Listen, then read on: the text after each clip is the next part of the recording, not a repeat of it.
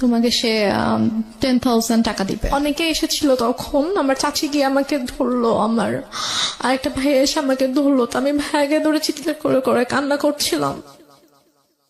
But আমার আম্মুর একটু কান্না করেনি। আমার আম্মু চুপ হয়ে বসে আমাকে বলতেছে যে এভাবে কান্না করার যে আমার মা কেন অন্যদের মতো না, অন্য মায়েরা তো এত ভালো, তার বাচ্চাদেরকে এত কেয়ার করে, বাচ্চাদেরকে আগলে রাখে, এবং একটা মায়ের কাছে তো বাচ্চা সবচেয়ে সেফ থাকা উচিত, যেটা আমি ছিলাম না। তো আমার সাথেই কেন এরকম হতো? আমি নামাজ পড়ে আল্লাহর কাছে কান্না করতাম যে আল্লাহ আমার সাথেই কেন এরকম হলো, আমার মা কেন এরকম, অন্যদের মা তো এত ভালো।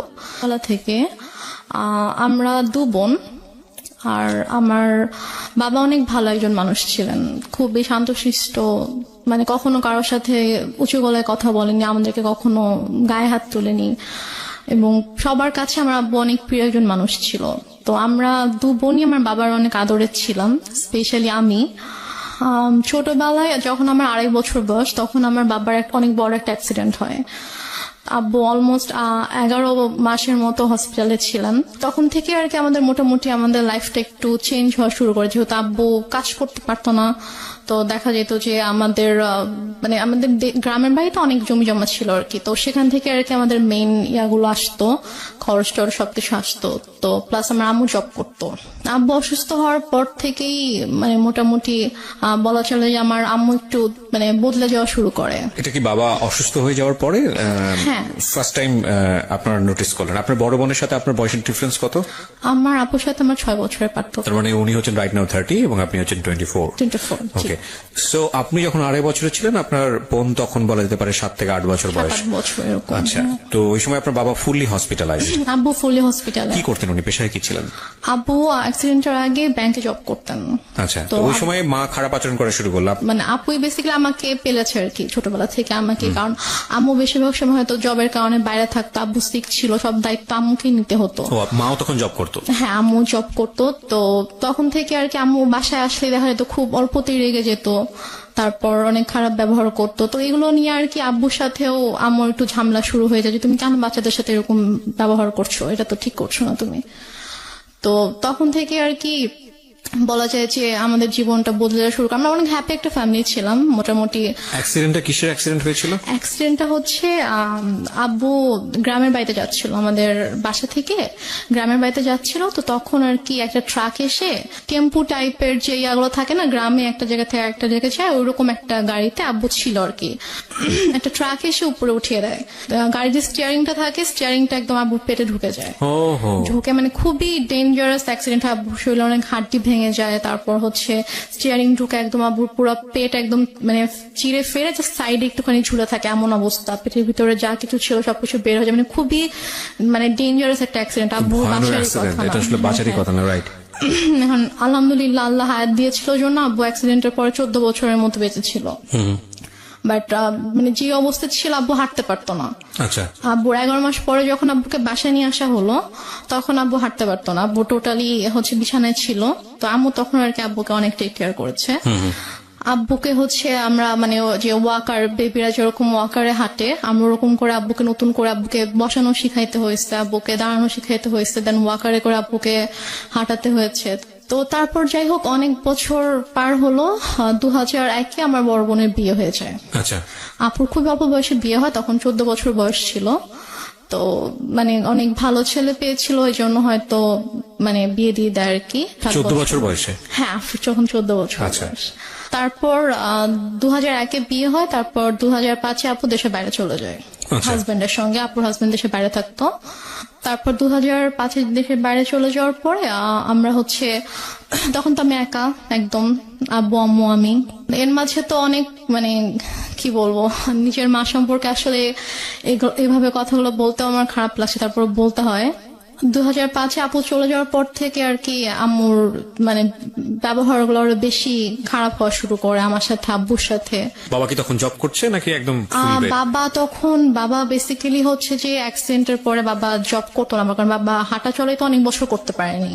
তারপর কি বাবার হচ্ছে যে কিছু মানে জায়গায় হয়তো টাকা দেওয়া ছিল বিজনেসের ইয়াতে, ওখান থেকে আসতো, প্লাস বাড়ি থেকে আসতো, ওভাবেই আর কি আমাদের সংসার চলছিল। তারপর 2006 সালে 2006 সালে আপনারা তখন কোথায়? আপনারা কি তখন ঢাকাতে না, নাকি? আমরা তখন ঢাকাতে না, আমরা তখন আমাদের বাড়িতে। বাড়িতে গেলেন কবে? বাড়িতে গিয়েছি আমরা হচ্ছে এক বছর একটু বেশি সময় হচ্ছে ঢাকায় ছিলাম। আচ্ছা, তারপর হচ্ছে তখন থেকে আমরা বাড়িতে মানে 96-এর কি মাসে অ্যাক্সিডেন্ট করেছিল সেটা আমার মনে নেই, বাট আমরা হচ্ছে 13-14 মাসের মতো ঢাকায় ছিলাম। তারপরে আর কি আমরা বাড়িতে চলে যাই। বাড়ি কোথায় চলে গেলেন? আমাদের বাড়ি ছিল সিরাজগঞ্জ। সিরাজগঞ্জে চলে গেলেন। আচ্ছা, তো সিরাজগঞ্জে মানে হচ্ছে আপনার বাবার বাড়িতে চলে গেলেন? না, আমাদের বাসা, আমরা যে বাসাটা তখন আমরা ভাড়া থাকতাম ওখানে। তো 1 বছর বাবার এখানে থেকে ট্রিটমেন্ট করাতে হয়েছে বাবাকে শুধুমাত্র? তারপর আমরা সিরাজগঞ্জে চলে যাই, তো ওখানে আমাদের বাসা ছিল, ওখানে আমরা যাই, গিয়ে ওখানে থাকি আর কি। আম্মু কিছুদিন পরে হচ্ছে জয়েন করে, আম্মু আগেও জব করতো, ওই সেম জবটাতে আম্মু আর কি জয়েন করে। আচ্ছা, আর আব্বু হচ্ছে ওই টুকটাক মানে বেশি তো হাঁটাচলা করা নিষেধ ছিল, বলেছিল যে যতটা সম্ভব রেস্ট নিতে। তা আব্বু এরকম মানে জবে আর যাওয়া হয়নি, তো টুকটাক বিজনেস করতে ভাবে চলতো আর কি আমাদের। তো তারপর হচ্ছে 2006 সালে একটা ঘটনা আমি দেখি আর কি, মানে আমি ঘুমাচ্ছিলাম, তো ঘুম থেকে উঠে আমি যখন আম্মুর মানে বেডরুমের দিকে যখন আমি গেলাম, তো গিয়ে আর কি আমি খুবই আপত্তিজনক একটা আমি দেখি। সো তারপর থেকে আর কি আমার আম্মুর প্রতি আপনার বাবা কোথায় তখন? আমার আব্বু তখন বাইরে ছিল। বাইরে বলতে? বাইরে হচ্ছে আব্বু ওই ব্যবসার কাজে আব্বু বাইরে গিয়েছিল, একটা শপ ছিল ওখানে আব্বুর, তো ওই শপে গিয়েছিল আর কি। আচ্ছা, সো আপনি যে আপত্তিকর অবস্থাটা দেখলেন, এটা কি বেসিক্যালি আপনি ফার্স্ট টাইম নোটিস করলেন এরকম হ্যাঁ, মনে আমি হয়? ফার্স্ট টাইম নোটিস করলাম এরকম কিছু। তো তখন আপনি স্কুলে পড়েন? তখন আমি মেবি ক্লাস 7-এ পড়ি। স্কুলে পড়েন, হাই স্কুলে পড়েন? স্কুলে পড়ি তখন আমি। তো তারপর ওটা দেখার পর থেকে আম্মু তো প্রচন্ড ভয় পেতাম, মানে দেখা যেত যে আম্মু কিছু একটা বললে অথবা একটু জোরে কথা বললে আমি ভয় পেয়ে যেতাম, বুকের ভিতরে কাঁপুনি শুরু হয়ে যেত যে এখন কি হবে। তো তারপর ওই ঘটনাটার পর আমি জাস্ট রুমে ঢুকে যখন দেখেছি, সাথে সাথে আমি রুম থেকে বের হয়ে গিয়েছি আর কি, আমি আমার রুমে চলে গিয়েছি। তো তার কিছুক্ষণ পরে আম্মু এসেছে আমার রুমে, তো এসে আমাকে বলছে যে যা দেখেছো সেটা যেন বাবাকে না বলা হয়, যদি বলো তাহলে কিন্তু তোমার খবর আছে। আচ্ছা, মা আপনাকে সবসময় এই ধরনের শাসনই করতো? শাসনই করলো বিষয়টা নিয়ে? হ্যাঁ, শাসনই করলো। তারপর আমি তো আমি আগে বলেছি যে আমি প্রচন্ড ভয় পেতাম আম্মুকে, তো আমি আর কিছু বলি না, বাবা আসার পরও কিছু বলি না। তো তারপর এভাবে চলছিল। এরপরও আরো কয়েকবার আমি এরকম ঘটনা আমার চোখের সামনে হয়েছে, কারণ ওই দিনে আমি দেখার পর থেকে আসলে আম্মুরও একটা ভয় কেটে যায় যে হ্যাঁ, আমি তো বাবাকে কিছু বলিনি, আমি কিছু বলবো না। তো আমার সামনে এরকম ঘটনা আরো অনেকবার হয়েছে, বাট আমি বাবাকে কিছু বলতে পারিনি আর কি। তো তারপরে গিয়ে আমরা 2007 সালে আমরা নিজেদের বাসা করি। তো সিরাজগঞ্জে, হ্যাঁ, নিজেদের বাসা করার পরে ওখানে আমরা শিফট হই। তো তারপর 2009 সালে হঠাৎ করে একদিন আমার আব্বু 2009 সালের মে মাসে আব্বু হঠাৎ করে অসুস্থ হয়ে যায়। আচ্ছা, মে মাসে 26 তারিখ ছিল, 25 তারিখ রাত 8টার দিকে হঠাৎ করে, তখন প্রচন্ড ঝড় বৃষ্টির সময় ছিল, তো প্রচন্ড বাইরে বৃষ্টি হচ্ছিল, ডক্টরের কাছে যাবো সেরকম সিচুয়েশন ছিল না। তো হঠাৎ করেই 9টা থেকে প্রচন্ড ব্যথা শুরু হয়ে যায় আব্বুর। তো আমি ফোন করছিলাম হসপিটালে যে অ্যাম্বুলেন্স পাঠানো যাবে কিনা, তো ওরা বলতেছে আমাদের কাছে কোনো অ্যাম্বুলেন্স এখন নেই, কোথাও একটা অ্যাক্সিডেন্ট হয়েছিল তো ওখানে গিয়েছে সব অ্যাম্বুলেন্স আর কি, কোনো হসপিটালেই কোনো অ্যাম্বুলেন্স অ্যাভেলেবল ছিল না। তো এদিকে মানে আমার মা কিন্তু পাশের রুমে ছিল, কিন্তু তাকে আমি বারবার ডাকছি যে আব্বু প্রচন্ড খারাপ লাগছে, তুমি আসো, আমি তো কিছু বুঝতে পারছি না। বলছে আমি গিয়ে কি করব, আমার কি করার আছে। তো এভাবে আর কি রাত কেটে যায়। প্রায় যখন 2:30 বাজে তখন আব্বু বলে যে আমার একটু ভালো লাগতেছে, তো তুমি তোমার রুমে যাও, গিয়ে ঘুমিয়ে পড়ো, আমরা সকাল হোক তখন আমরা ডক্টরের কাছে গিয়ে আমরা দেখিয়ে আসবো, চিন্তা করো না। বাট আমি বুঝতে পারছিলাম যে আব্বু আসলে আমাকে এমনি বলছে, কারণ আমি খুব টেনশন করছি, আমি আব্বুর পাশে বসে আছি, ইভেন আমি কান্নাও করছিলাম। তো তারপর আব্বু বললো যে তুমি রুমে যাও, গিয়ে ঘুমাও, আমি সকালে তোমাকে ডেকে দিব, তারপর আমরা ডক্টরের কাছে যাব। মানে আমার আব্বু এত কষ্ট পাচ্ছিল, আমি বারবার আম্মুর কাছে গিয়ে রিকোয়েস্ট করছিলাম যে তুমি একটু আসো, তুমি একটু আব্বুকে দেখো, বাট আম্মু আসছিল না। তার আগে কি আপনার আব্বু আম্মুর মধ্যে কোনো ঝগড়া দেখেছেন কোনো আপনি? ঝগড়া হয়নি, কোনো ঝগড়া ছিল কোনো না? ঝগড়া হয়নি। আমি আচ্ছা। তো আপনাকে প্রথমে বলেছি আমার আব্বু খুবই শান্ত একজন মানুষ ছিল। আচ্ছা, সে okay. মানে কারোর সাথে কখনো কোনো ঝগড়া করতো না। লাইক আম্মু যদি কখনো রাগারাগিও করতো, চিল্লাফাল্লা করতো, আব্বু কিছু বলতো না। আচ্ছা। আব্বু চুপ হয়ে থাকতো। তারপর আমি আমার রুমে চলে যাই। তো হঠাৎ করে প্রায় 10-15 মিনিট পর আব্বু চিৎকার করে আমাকে ডাকে। তো আমি ছুটে আব্বুর রুমে যাই। তো রুমে যাওয়ার পরে দেখি যে আব্বু বলছে আমার খুব খারাপ লাগছে, তুমি আমাকে বারান্দায় নিয়ে যাও। আচ্ছা। তো আমি আব্বুর রুম থেকে আব্বুকে ধরে বারান্দায় নিয়ে আসি।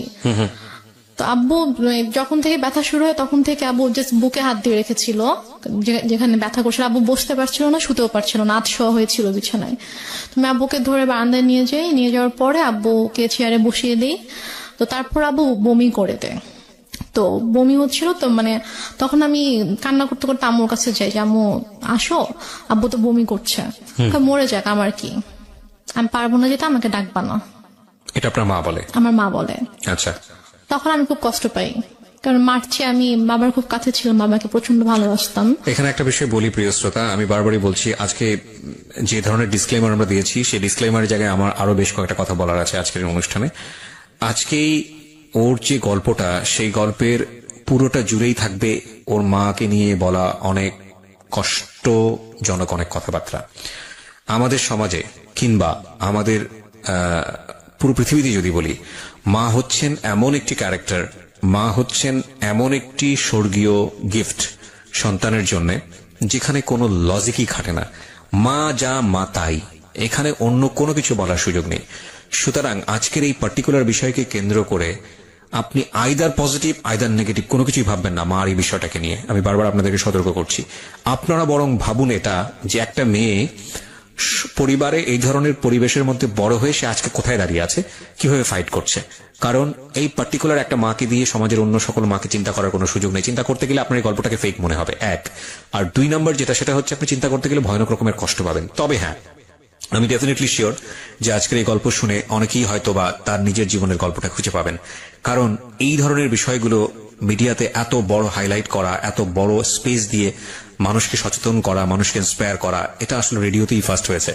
সো সেই জায়গা থেকে আমাদের জন্য এটা অনেক বড় একটা চ্যালেঞ্জ। আমি বারবার ইন্টারাপ্ট করছি আপনাদেরকে এই একটা জিনিস বোঝানোর জন্য, গল্পের ক্যারেক্টারের কোনো পার্টিকুলার বিষয় যেটা আপনার মধ্যে নেগেটিভ কনসিকুয়েন্স তৈরি করে ওটাকে ফোকাস না করে বরং এই মেয়েটার স্ট্রাগলটাকে ফোকাস করবেন প্লিজ। ওকে, হ্যাঁ। তারপর আমি মাকে ডাকতে চাইনি। তো তারপর আব্বু পরপর 3 বার বমি করেছে। তো বমি করার পরে তারপর আব্বুকে নিয়ে আবার রুমে নিয়ে গিয়ে বিছানায় শুয়ে দিলাম। তারপর আব্বু আমাকে মানে হাত জোড় করে মানে আমাকে বলছে যে আমাকে মাফ করে দিও।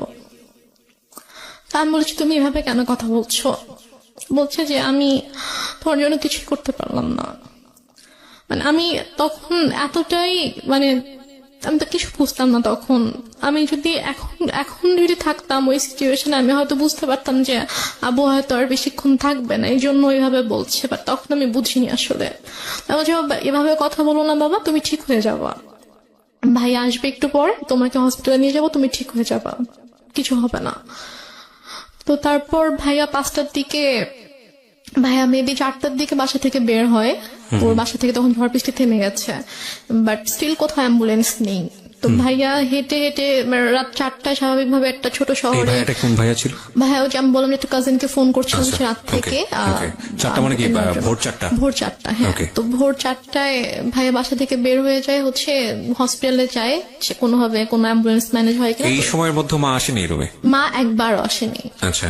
পরে একটা রিক্সায় আমি উঠি, আর একটা রিক্সায় বাবাকে নিয়ে ভাইয়া উঠে আব্বুকে হসপিটালে নিয়ে যাই। তো নিয়ে যাওয়ার পরে ওখানকার ডক্টররা চেক করার পরে বলছে যে একটা মাইনর স্ট্রোক হয়েছে। আচ্ছা। বাট যদি সময় মতো আনতে পারতাম হয়তো অবস্থা এখন খুবই মানে একটু ক্রিটিক্যাল হয়ে গেছে। আমরা দেখছি, হ্যাঁ আমরা দেখছি, বাট যদি রাতে আনতে পারতেন। জিজ্ঞেস করেছে যে কখন থেকে এরকম হচ্ছে। তো যখন আমি ডিটেল বললাম ডক্টরকে, তখন বলছে যে রাতে আনা উচিত ছিল। তো বললাম আসলে রাতে এরকম সিচুয়েশন ছিল না যে আমি হসপিটালে নিয়ে আসবো আব্বুকে। তো তারপর ইসিজি করা হলো, সব চেক আপ করা হলো। আব্বুকে আব্বু সারা রাত তো ঘুমায়নি, তা আব্বুকে ঘুমের ইনজেকশন দেওয়া হলো ঘুমানোর জন্য। তো 6:30টার দিকে আমি আম্মুকে ফোন করলাম, আব্বুর ফোনটা আমার কাছে ছিল। তো আমি আম্মুকে ফোন করলাম যে আম্মু এই ঘটনা, আব্বুর তো স্ট্রোক হয়েছে, তো ডক্টর এটা বলেছে। তো বলতেছে যে তুমি আমাকে কেন ফোন দিয়েছো, তোমার বাবা তুমি দেখো, আমাকে কেন বারবার ফোন দিয়ে বলতেছো। বলছে যে আম্মু আমি একা একা এখানে কি করব, তুমি আসবা না? বলতেছে যে না আমি আসতে পারবো না। এখন টাকা পয়সার একটা ব্যাপার ছিল, কারণ আমি আসার সময় তো আমি কোনো টাকা পয়সা নিয়ে আসিনি। ভাইয়া আর কি হসপিটাল মেডিসিন টেডিসিন যা কিছু লেগেছে ভাইয়া এনেছে। তো তারপর আমি আমাকে বললাম যে আমার তো টাকা লাগবে, হসপিটালে তো টাকা লাগবে। তো টাকা লাগবে, তুমি তোর বাবাকে বলো কোথায় টাকা রেখেছে, এসে নিয়ে যাও, আমি কিছু জানি না, আমাকে আর ফোন দিবা, আমাকে বিরক্ত করবা না। তো তারপর আমি আর মাকে ফোন দিই না, আমি আমার চাচুকে ফোন দিই। আমার ছোট চাচু আমাদের বাসা থেকে 15 মিনিটের দূরত্বে থাকতো। তো চাচুকে ফোন দিয়ে বলি যে চাচু আব্বু তো এরকম হসপিটালে, তো আপনি আসেন। সে বলে যে আমি মাত্র ঘুম থেকে উঠেছি, আমার অফিস আছে, আমি এখন আসতে পারবো। তো তারপরে আর কি ডক্টররা হচ্ছে আব্বুকে কেবিনে শিফট করলো। ফার্স্টে তো ইমার্জেন্সিতে ছিল, তারপর কেবিনে শিফট করার পরে আমি আবার প্রায় মনে হয় 8টার দিকে আম্মুকে ফোন করি, তুমি কি একটু স্যুপ অথবা রুটি সবজি একটু বানাতে পারবা আব্বুর জন্য? বলে কেন, আমি কেন বানাবো, তোমার দরকার থাকলে তুমি সে পানি নিয়ে যাও। কোন ক্লাসে পড়েন তখন আপনি? আমি তখন ক্লাস 9-এ পড়ি। ক্লাস 9-এ, ওকে। তো কি মনে করে আম্মু আবার প্রায় আধা ঘন্টা পরে ফোন দিয়েছে, ফোন দিয়ে বলছে যে একটু পরে তো বুয়া আসবে, তো বুয়া আসলে আমি বুয়াকে দিয়ে নাস্তা বানিয়ে পাঠিয়ে দিব। তো বললাম আচ্ছা ঠিক আছে। বুয়া আসছে পরে, হয়তো বুয়াকে দিয়ে নাস্তা বানিয়ে আম্মু নিজে এসেছে 9:30টার দিকে। এসে বলতেছে যে এই যে নাস্তা দিলাম, এখন আমি যাচ্ছি, আমাকে আর বিরক্ত করবা না, আমাকে আর ফোন দিবা না, কি কর তুমি করো, তোমার বাবার ড্রয়ারে টাকা আছে ওখান থেকে নিয়ে তুমি খরচ করো, আমাকে বিরক্ত করো না তুমি। তারপর ডক্টর বললো যে আব্বুর মোটামুটি অবস্থা ভালো, মানে স্টিল কিন্তু স্যালাইন চলছে। তারপর বললো যে এখন মোটামুটি ভালো আছে। তো আরেকটা কথা বলে রেখে, হসপিটালটা ছিল হচ্ছে আমার চাচির ভাইয়ের আর কি। আচ্ছা। তো ওই আঙ্কেল এসে বললো যে সেই হিসেবে আব্বুর আর কি একটু এক্সট্রা কেয়ার হচ্ছিল। তো তারপর 8টার দিকে ডক্টর এসেছে, এসে বললো যে এখন মোটামুটি ঠিক আছে, কোনো রিস্ক নেই। তো উনি ঘুমানোর তো ইনজেকশন দেওয়া হয়েছিল, তো উনি ঘুমালে উনি বেটার ফিল করবে, আপনারা ওনাকে বেশি বিরক্ত করেন না, এটা বলছে আর কি। তো বলার পরে তো আম্মু বললো যে ঠিক আছে, আমি তো সারাদিন ছিলাম, আমি এখন চলে যাই, তুমি থাকো। আমার সাথে আমার একটা ভাগিনা ছিল, মানে ও আর আমি সেম এজেরই ছিলাম। তো আমি আর ও হসপিটালে ছিলাম, তো আম্মু চলে গেল। যাওয়ার পরে আমাকে আম্মু বাসায় চলে যাওয়ার, হসপিটাল থেকে আমাদের বাসার দূরত্ব ছিল 5-6 মিনিট, রিক্সায় করে 5-6 মিনিট দূরত্ব ছিল। তো তারপর আম্মু বাসায় গিয়ে আমাকে ফোন দিয়েছে, ফোন দিয়ে বলছে তুমি বাসায় আসো, তুমি আমার যে ইয়াটা ছিল নাম ছিল মধু, বলছে তুমি আর মধু বাসায় আসো। তো আমি বলছি বাসায় কেন যাবো, আব্বু তো একা থাকবে। তো বলছে যে সমস্যা নেই, তুমি আসো, তোমার বড় খালামণি যাচ্ছে। আচ্ছা। তো আমি বললাম যে বড় খালামণি কেন আসবে, বড় খালামণিকে দেখলে তো আব্বু রেগে যাবে। মানে আমার বড় খালামণির সাথে আব্বুর একটু সমস্যা ছিল। আচ্ছা। সমস্যা ছিল বলতে যে মানে বড় খালামণির মানে বিহেভিয়ারের জন্য আব্বু বড় খালামণিকে পছন্দ করতো, এটা অ্যাভয়েড করতো আর কি। আচ্ছা। তো বলছে আব্বু যদি রেগে যায় তখন আব্বুর জন্য তো এটা মানে খারাপ হতে পারে, লাইক যে যাকে পছন্দ করে না ঘুম থেকে অসুস্থ অবস্থায় যদি উঠে তাকে দেখে তখন তো স্বাভাবিকভাবে তার খারাপ লাগবে, যে মানুষ তো চায় যে অসুস্থ থাকুক, তার প্রিয় মানুষগুলো তার পাশে থাকুক। তো তারপর আমি বলি যে না আমি আসবো না। আমরা এখানে একটা বিরতি নিতে চাই প্রিয় শ্রোতা। আপনারা শুনছেন মিস্টার ম্যাঙ্গো ক্যান্ডি প্রেজেন্স জীবন গল্প। আমি আরজি কিবরিয়া আপনার সঙ্গে রয়েছি। রেহনুমা আজকের এই জীবন গল্প বলছে। রেহনুমাকে দেখার জন্য আপনাদের আসতে হবে আমাদের ফেসবুক পেজে, অথবা আপনারা চলে আসতে পারেন আমাদের ইউটিউব চ্যানেলে। আমাদের ফেসবুকের ঠিকানা www.facebook.com/kibria.rj KEBRIA.RJ, পেজটি আছে আরজি কিবরিয়া নামে। এছাড়া আপনারা আসতে পারেন আমাদের ইউটিউব চ্যানেলটিতেও। আমাদের ইউটিউব চ্যানেলের ঠিকানা হচ্ছে www.youtube.com/DFM904।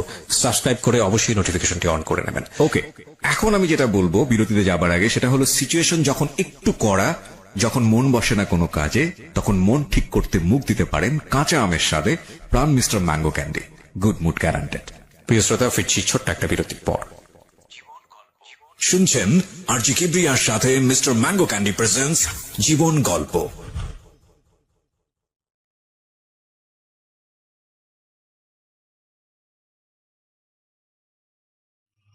love,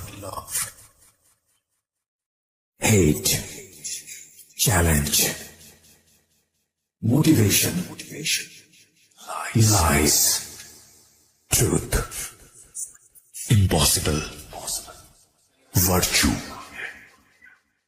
morality, something beyond entertainment. Welcome to my stage of reality. Stay tuned. Sunday and Wednesday with me RJ Kibriya, only on Dhaka FM 90.4.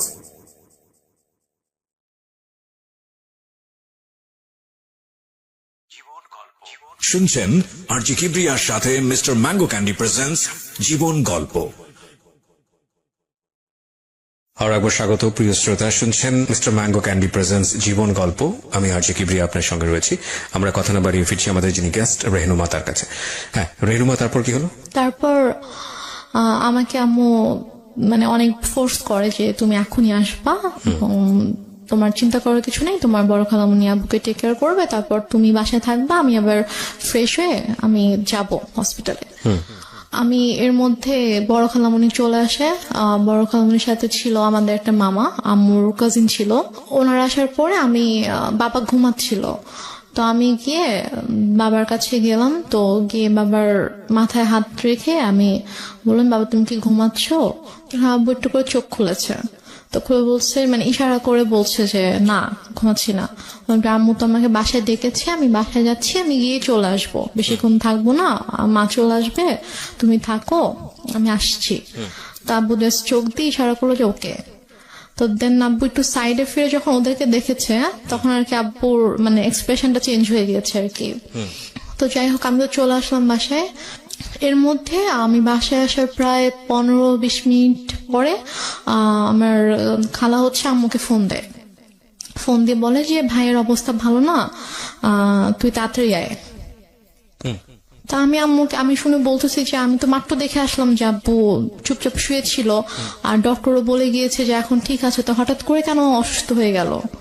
বলছে আমি জানি না, ঠিক আছে আমি গিয়ে দেখছি। তার বললাম যে আমিও যাবো, তোকে যেতে হবে না, তুই ফ্রেশ হয়ে খেয়ে দে তারপর আয়। ওকে। তো আমি অনেকবার রিকোয়েস্ট করলাম আম্মুকে যে আম্মু প্লিজ আমি যাই, আমি তোমার সঙ্গে যাই। বলছে না তুই যাবি না, তুই থাক, আমি যাচ্ছি। তো আম্মু চট করে রেডি হয়ে আম্মু গেল।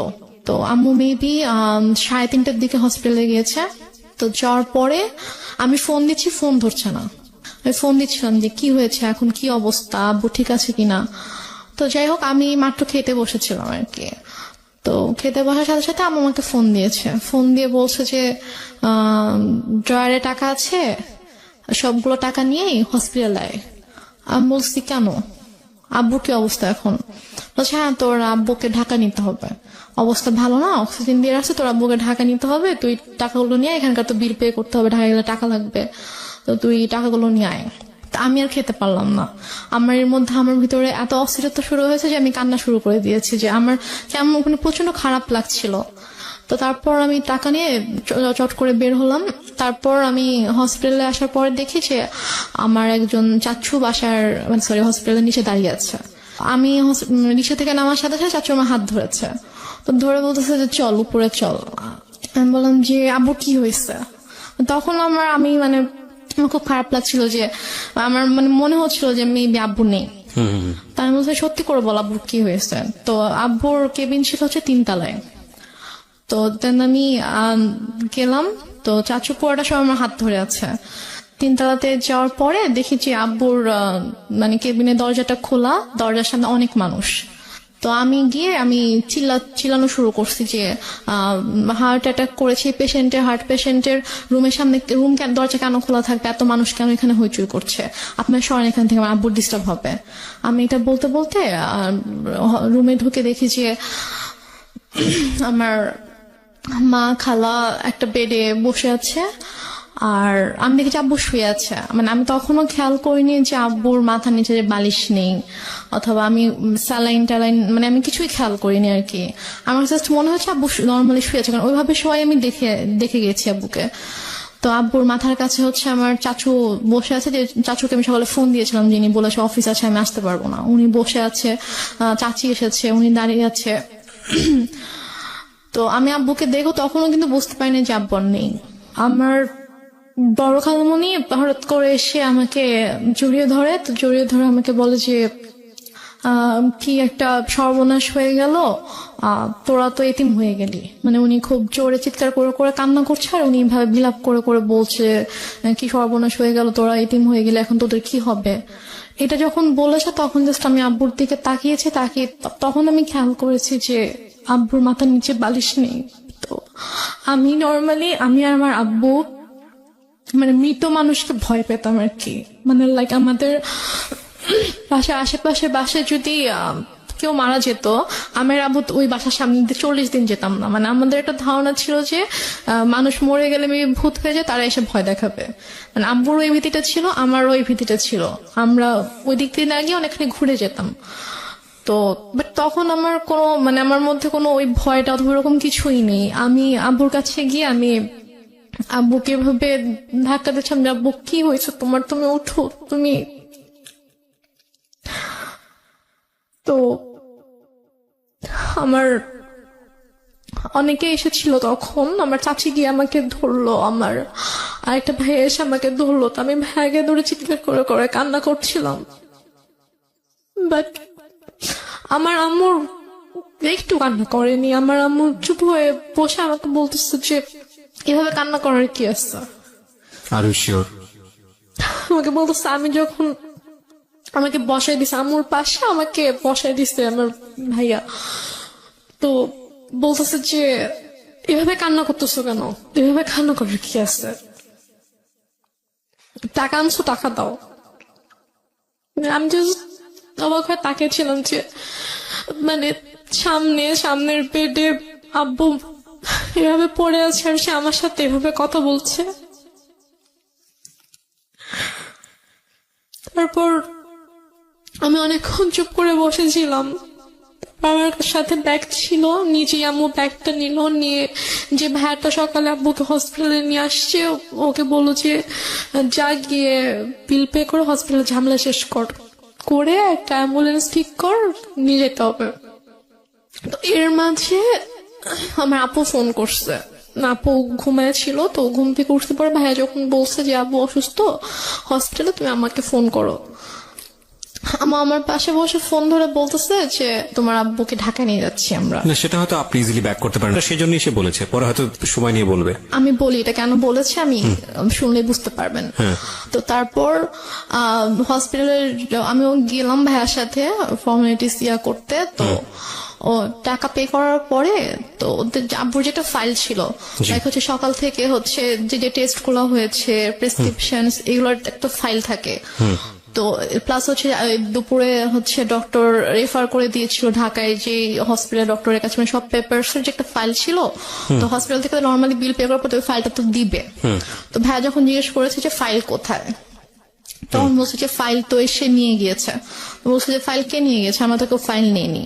তো বলেছে যে ডক্টর যখন রুমে গিয়েছে, অক্সিজেন যখন দেওয়া হয়েছে পেশেন্টকে, তখন আপনাদের একজন রিলেটিভ এসেছিল, এসে বলেছে যে অমুক কেবিনের অমুকের ফাইলটা ডক্টর চেয়েছে, আমরা তো দিয়ে দিয়েছি। তো উপরে গিয়ে ভাইয়া সবাইকে জিজ্ঞেস করলো ওখানে যারা যারা ছিল, তো সবাই বলতেছে যে না আমি তো নিইনি। তো ফাইলটা যাই হোক পাওয়া গেল না। তারপর অ্যাম্বুলেন্সে করে আব্বুকে আমাদের বাসায় নিয়ে আসা হলো। তো বাসায় নিয়ে আসার সাথে সাথে দেখি যে আম্মু ওদিকে ফোন টোন দিয়ে সব অ্যারেঞ্জমেন্ট করে ফেলেছে যে মানে যত তাড়াতাড়ি পসিবল মাটি দিতে হবে। বাট আপু যখন দেশের বাইরে চলে যায় তখন আপু এভাবে বলে যায় যে মানে যদি কখনো মানে আব্বু হোক আম্মু হোক কেউ যদি মারা যায় তাকে রেখে দিবা আমি না আসা পর্যন্ত, আমি আসবো দেখবো তারপর মাটি হবে। আপু এটা বলে গিয়েছিল। তো আপুর শ্বশুর বাড়িতে যখন জানানো হয় যে আব্বু মারা গেছে, তখন বলে যে ঠিক আছে আমরা আসছি, আপনারা ওখানে সবকিছু ঠিকঠাক করেন, ওনাকে গোসল করেন, তারপর আমরা ঢাকায় নিয়ে এসে ওনাকে মানে আপু শ্বশুর বাড়িতেও এটা জানতো, কারণ আপু শ্বশুর বাড়িতেও সেম কথাটাই বলেছে, মানে শ্বশুর শাশুড়ি ছিল তো ওদের বলেছে যে মানে যারই কিছু হোক না কেন আমাদেরকে ছাড়া কিন্তু আপনারা মাটি দিবেন না, আমরা দেখবো। তো ওইভাবে আপুর শ্বশুরও ফোন দিয়ে বলে যে ঠিক আছে ভাইজানকে নিয়ে আসতে হবে ঢাকায়, নিয়ে এসে আমি ব্যবস্থা করছি। এখানে বারডেমে সম্ভবত ছিল, হিমাগার আছে, তো ওখানে বললো যে ওখানে রাখবো, আমি সব ব্যবস্থা করে আমি আসছি। বলছে না আপনাদের আসতে হবে না, যত তাড়াতাড়ি পসিবল মাটি দিয়ে দিব, নিত্য বৃষ্টি আত্মা হচ্ছে কষ্ট পাবে, বেশিক্ষণ রাখা যাবে না। তো বলতেছে যে না, মানে আপুর কথা বলছে যে বৌমা তো বলে গেছে, তা আমাকেও বলে গেছে, তো আমি তো এটা পারবো না, আমি বৌমাকে কি জবাব দিব আপনি যদি মাটি দিয়ে দেন। বলতেছেন আপনাদেরও কষ্ট করে এখন সন্ধ্যা হয়ে গেছে, আপনাদের এখন কষ্ট করে আসতে হবে না, আর আপনারা আসলে আসেন, বাট আপনারা আসার আগে আগে মাটি দিয়ে দিব। মানে আম্মু পুরো ক্রেজি হয়ে গিয়েছে মাটি দেওয়ার জন্য। তো আমার চাচুরা ফোন দিয়ে বলতেছে যে, আমার একটা চাচা গ্রামের বাড়িতে থাকে, তো আমার চাচা ফোন দিয়ে বলতেছে যে তুমি এখানে নিয়ে আসো, আমাদের পারিবারিক কবরস্থানে মাটি হবে। সে বলতেছে না আমি ওখানে নিব না, ওর এখানেই মাটি হবে। তো এগুলো নিয়ে আম্মু খুবই মানে রীতিমতো ঝগড়া করতেছে অনেক। আম্মু কিন্তু স্টিল মানে এক ফোঁটাও কান্না করেনি, একটুও কান্না করেনি। তো সে আমার চাচার সাথে ফোনে ঝগড়া করতেছে যে না আমি এখানে মাটি দিব, আপনাদের যদি দেখতে ইচ্ছা করে আপনারা এখানে আসেন, এসে দেখে যান। কোনোভাবে রাজি করাতে পারতেছে না যে না পারিবারিক কবরস্থানে তার মাটিটা হবে। ওইদিকে আপু বারবার ফোন করে বলতেছে যে তুমি একটু আব্বুর সাথে কথা বলায় দাও। তো বলছে এখন তো কথা বলতে পারবে না, এখন তো হচ্ছে যে কি অক্সিজেন দিয়ে রাখছে এটা সেটা এগুলো বলতেছে। বলছে যে ও আপুকে বলছে যে আমি এখন অ্যাম্বুলেন্স দেয়। তো বলছে ঠিক আছে আব্বু কথা বলতে না পারলেও সমস্যা নেই, তুমি আব্বুর কানের কাছে ফোনটা নাও, আমি আব্বুর সাথে কথা বলে আব্বু বেটার ফিল করবে, আব্বুর ভালো লাগবে আমার ভয়েস শুনলে। সে বলতেছে না এখন না, আমি হসপিটালে যাই, তোমার সাথে কথা বলে দিব। এভাবে ওদিকে আপুকে এভাবে হ্যান্ডেল করতেছে, তারপর হচ্ছে আমার চাচার সাথে ঝগড়া করতেছে এবং মাটি দেওয়ার জন্য খুবই পাগল হয়ে গেছে। মানে আপনার কথা অনুযায়ী যদি আপনি সবকিছু মেনে নেই, তাহলে বলতে হবে যে সে এককভাবে সিদ্ধান্ত নিচ্ছে, একটা স্বেচ্ছাচারী আচরণ যেটাকে বলে। সে কারো কথাই শুনছে না। লাইক একজন মহিলার যে হাজবেন্ড মারা গেলে তার যেরকম বিহেভিয়ার থাকা উচিত ওরকম কিছু ছিল না আমার মাঝে। অনেক বেশি ডেসপারেট ছিল to establish her decision. Yeah exactly. Okay. তো তারপর সবাই বোঝায় যে এরকম করার কিছু নেই, আপনি একটু শান্ত হন, যেহেতু তার বাবা মা ভাই সবার কবর ওখানে, সো ওনার ভাইরাও চাচ্ছে, ওনাদের কথাটা আপনাকে মানতে হবে। তো সবাই বোঝানোর পরে গিয়ে উনি আর কি বলে আচ্ছা ঠিক আছে। দেন আব্বুকে গোসল করানো হয়, করানোর পরে রাত 8টার দিকে সম্ভবত অথবা 8টার পরে আব্বুকে একটা ট্রাক নিয়ে আসা হয়। মানে আমাদের বাসা থেকে আমার দাদুর যে গ্রাম 1 ঘন্টার দূরত্ব ছিল আর কি। জি। তো ওখানে তারপর আমরা যাওয়ার জন্য মাইক্রো ট্রাক সবকিছু অ্যারেঞ্জ করা হয়। তো আমি বলি যে আমি যাবো, বলেন তোমাকে যেতে হবে না, আমাকে বাসায় রাখে। আমার বাসায় আমার ছোট খালামণি ছিল, আরো কে ছিল, তো ওদের কাছে আমাকে রেখে যায়। রেখে আম্মু চলে যায় ওদের সাথে গ্রামের বাড়িতে মাটি দেওয়ার জন্য। আচ্ছা। মাটি দিয়ে রাতের 12:30 পৌনে 1টার দিকে চলে আসে, সবাই আবার ব্যাক করে আর কি। স্টিল আপুর সাথে সে কথা বলতেছে যে বাবা বেঁচে আছে, বাবা হসপিটালে। আপু বারবার ফোন দিয়ে বলছে যে কথা বলায় দাও। সে মানে বলাচ্ছে না আর কি। তো দেন মেবি 12:30 পৌনে 1টার দিকে আসলো বাসায়। তো আসার পরে তখন গিয়ে আপু শাশুড়িকে বলেছে যে আপনাদের আসতে হবে না, আমি যেহেতু মাটি দিয়ে দিয়েছি তাড়াতাড়ি, তো আপনারা সকালে আসেন, রিল্যাক্সে সকালে আসেন, এখন আসতে হবে না।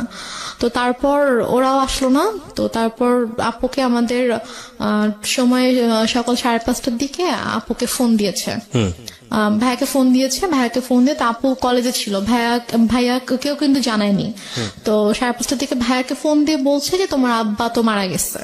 তো বলছে যে মানে কি, আপনি তো একটু আগেও বলছেন, মানে রাতের বেলাও যখন কথা হচ্ছে তখনও তো আপনি বলছেন যে আব্বা ঢাকায় হসপিটালে, এখন মারা গেছে, মানে আপনি কি বলতেছেন এগুলা? ভাইয়া বিশ্বাস করতে পারতেছে না। তো বলতেছে যে হ্যাঁ এরকম মারা গেছে, মাটি দিয়ে আসছি, ডিটেল বললো আর কি। তো তাহলে আপনি কেন বিকেল থেকে বলছেন যে আপনি আব্বুকে ঢাকায় নিয়ে আসতেছেন, এগুলা কেন বলছেন, মিথ্যা কথা কেন বলছেন? পরে বলে যে তারপর বলছে যে আপনাদেরকে তো বলা হয়েছে যে কেউ মারা গেলে রাখতে, আমরা দেখবো তারপর মাটি হবে, তো আপনি কেন মাটি দিয়ে দিলেন? ভাই আম্মুর সাথে এভাবে কথা বলতেছিল। তো বলতেছে যে আমার ইচ্ছা হয়েছে আমি দিচ্ছি। এটা আপনার মা বলছেন? আমার মা বলছে আমার ইচ্ছা হয়েছে আমি দিচ্ছি, এখন তো কিছু করার নাই। আপুর কথা বলছে যে ওকে জানাও, ও কোথায়? তো বলছে ঠিক আছে, ওকে আপনার জানাইতে হবে না, আমি ওকে জানাচ্ছি, আমি আমার ওয়েতে ওকে জানাবো। তো তারপর আপু কলেজে ছিল। তো আপু কলেজ থেকে আসার পর এর মধ্যে বাসায় হচ্ছে আপুর কিছু ফ্রেন্ডকে ভাইয়া ডাকে। ওরা সবাই আসে, তো আপু বাসায় এসে দেখে আপুর ফ্রেন্ডরা বাসায়, ভাইয়া বাসায়। তো আপু বলে যে কি হয়েছে তোমরা হঠাৎ করে বাসায় না জানিয়ে? তো বলে আসলাম আর কি। তো ওরা অনেক খাবার টাবার রান্না করে আনছে, তো আনার পর আপুকে খাওয়াইছে। খাওয়ানো দাওয়ানোর পরে তারপর আপুকে বলছে যে এরকম আব্বু তো মারা গেছে। তখন আপু খুব শক, যে মানে কি, আমাকে তো বলা হয়েছে যে আব্বু হসপিটাল, আব্বু ঢাকায়, তাহলে আম্মু কেন মিথ্যা কথা বলছে? দেন আপু আমাকে ফোন করে বলে যে তুমি কেন মিথ্যা বললা, যাই হোক অনেক কথা। তো আম্মু বলে যে এরকম মৃত মানুষকে রাখতে হয় না, কষ্ট পায়, এগুলো নিয়ে আর কি অনেক ইয়া হয়। বাট তখনও আমি বুঝতে পারিনি যে আসলে ব্যাপারটা কি হয়েছে। তো এর মাঝে কথা ওঠে আব্বুর ওই ফাইলটা নিয়ে। এটা নিয়ে যখন কথা ওঠে যে ওই ফাইলটা কোথায়, আমার বড় খালার ছেলে হচ্ছে ডাক্তার, তো ভাইয়া এসে বলে যে আমি রিপোর্টস গুলো দেখবো, আমার কাছে মনে হচ্ছে যে ডাক্তারদের কোনো একটা অবহেলার কারণে, তো ভুল কোনো কিছুর কারণে এরকম ভাবে খালু মারা গেছে। কিন্তু ফাইলটা মিসিং। হ্যাঁ, তো এই জন্য ওরা হসপিটাল থেকে ফাইলটা ভাইয়ের ধারণা ছিল যে ডক্টরদের কোনো অবহেলার কারণে হয়তো এরকম হয়েছে। তো তারপর এটা নিয়ে মোটামুটি ভালো একটা ভাইয়া হসপিটালে গিয়ে ইনকোয়ারি করে। তো ওরা সেম রিপ্লাই দেয় যে আমাদের কোনো ফল্ট নেই, কেউ নিয়ে গিয়েছে, আপনাদের রিলেটিভ এর মধ্যে থেকে কেউ ফাইলটা নিয়ে গিয়েছে। আচ্ছা। তারপর তো আম্মুর এই ব্যাপারটা নিয়ে আসলে কোনো ইয়া ছিল না, যে বলতেছে যে তোদের এত বাড়াবাড়ি কেন করতেছিস, কি দরকার খামাখা, মারা গেছে, আল্লাহর জিনিস আল্লাহ নিয়ে গেছে, তো কেন ওদেরকে দোষারোপ করা তো লাভ নেই, খামাখা ফাইল হারাইছে, ফাইল দেখি এখন কি হবে, ওই ফাইলের তো এখন কোনো দরকার নেই। তো তারপরও আর কি আমিও তখন ইয়া করি যে না আসলে এটা তো দরকার, ডক্টরদের কারণে হয়তো এরকম কিছু হয়েছে। তো তারপর গিয়ে আর কি এটাকে নিয়ে আর তেমন ইয়া হয়নি। তো হসপিটালে ওরা বলেছিল যে আপনাদের ওই দিন যেসব রিলেটিভরা ছিল সবাইকে যদি আমাদের সামনে আনতে পারেন, রিসিপশনের জিনিস ছিল, উনি বলেছে যে তাহলে আমি চিনে ফেলবো। আচ্ছা। কে ছিল উনি বলেছে যে, আমি জিজ্ঞেস করছিলাম কে ছিল, ছেলে ছিল নাকি মেয়ে ছিল, তো উনি বলছে মহিলা ছিল। আচ্ছা। তো উনি এসে বললো যে অমুক কেবিনের অমুক পেশেন্টের হচ্ছে আমি রিলেটিভ, তো ডক্টর ফাইলটা চেয়েছে, ফাইলটা দেন তাড়াতাড়ি। তো ফাইলটা পরে নিয়ে গিয়েছে।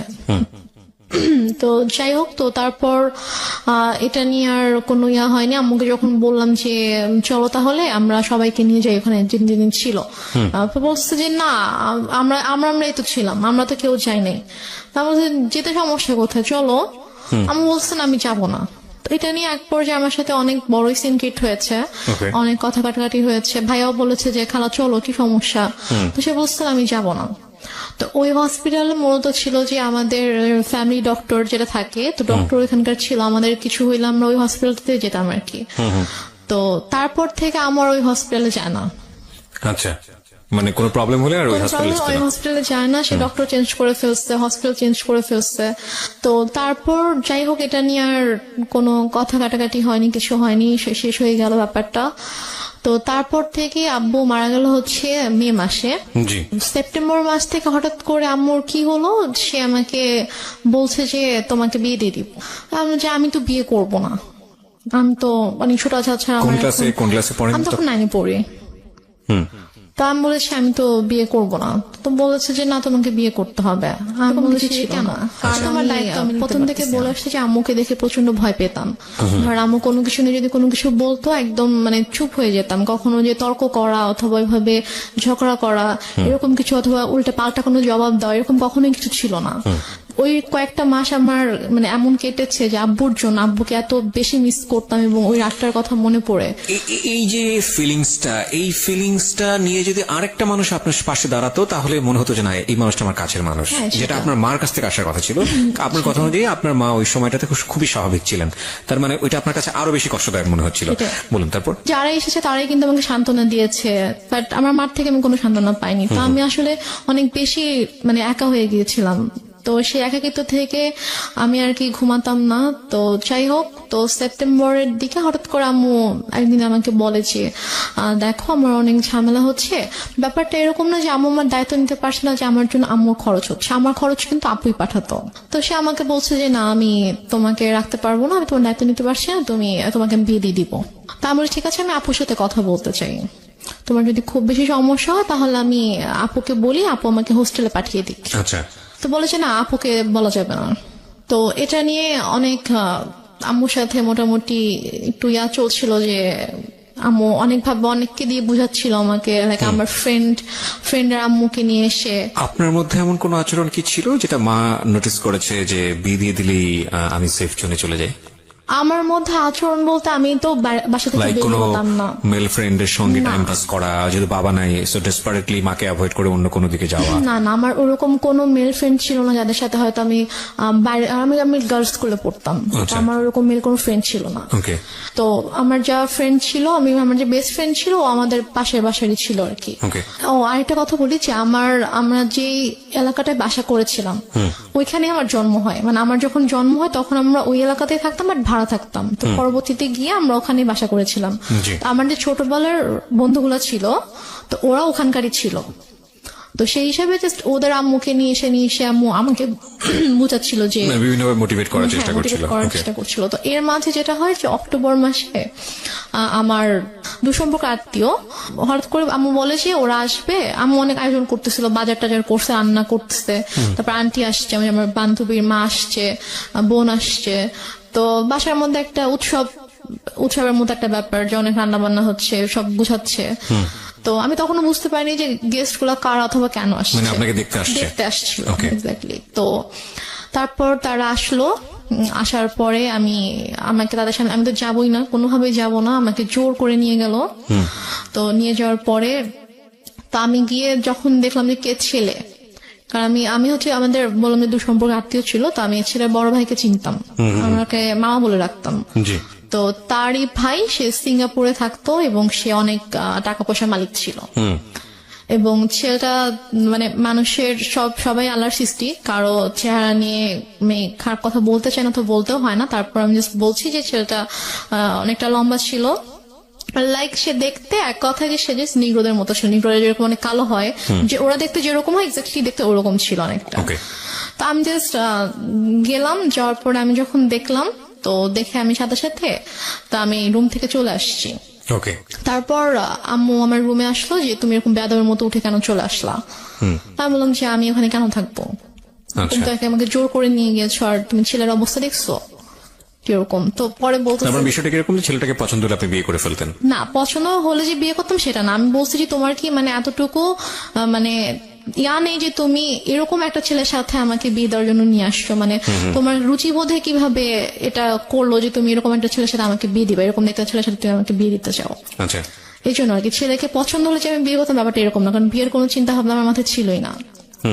তো তারপর তো আমি ওখানে আর গেলাম না, ওদের সামনে আর গেলাম না, অনেক ফোর্স করলো। দেন ওরা বিকেলে চলে গেল। তো যাওয়ার পরে আমাকে ওই আমার আন্টি তারপর আম্মু সবাই মিলে বুঝাচ্ছে যে সোনার চামচ হচ্ছে বাঁকা হলেও ভালো, ছেলে না হয় দেখতে একটু খারাপ, বাট স্টাবলিশড একটা ছেলে, সিঙ্গাপুরে অনেক কিছু করেছে, তার অনেক টাকা পয়সা, তো সমস্যা কি। ওকে। ছেলে বয়স অনেক বেশি ছিল, 40 আপ ছিল।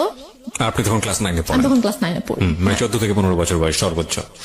তো তারপর গিয়ে যাই হোক, এটা নিয়ে আমি বললাম যে আমি কোনোভাবেই বিয়ে করব না, আমি আমাকে আপুর সাথে কথা বলতে দাও, আমি এখান থেকে চলে যাবো, আমি তোমার কাছে থাকবো না। কিন্তু আম্মুর সাথে আমার একটু মানে আরো বেশি আর কি দৌড় সৃষ্টি হয়ে যায়, একটু ঝামেলা হতে থাকে যে কেন বিয়ে করবি না, বিয়ে নিয়ে আম্মু খুবই আর কি ফোর্স শুরু করে। তো এক পর্যায়ে যেটা হয় যে একদিন আম্মু মানে হাত কেটে ফেলে আর কি, মানে ছুরি দিয়ে হাত কেটে ফেলে, বিয়ের ব্যাপারটা নিয়ে, হ্যাঁ, যে বিয়ে করবি না এটা নিয়ে সিঙ্গেট করে, তুই যদি বিয়ে না করিস আমি সুইসাইড করবো, আমি মারা যাবো।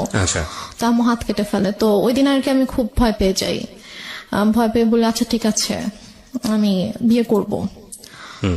তো তারপর আম্মু আবার ছেলে দেখতে শুরু করে। তো এর মাঝে আমার একটা বান্ধবীর হচ্ছে কাজিন, তো তার সাথে আমার দেখা হয়েছিল। তো সে আমাকে পছন্দ করতো, তো সে আমাকে বলেছিল, আমার বান্ধবীর মাধ্যমে সে আমাকে বলেছিল। তো তার বাট আমি ওরকম কিছুতে যাইনি।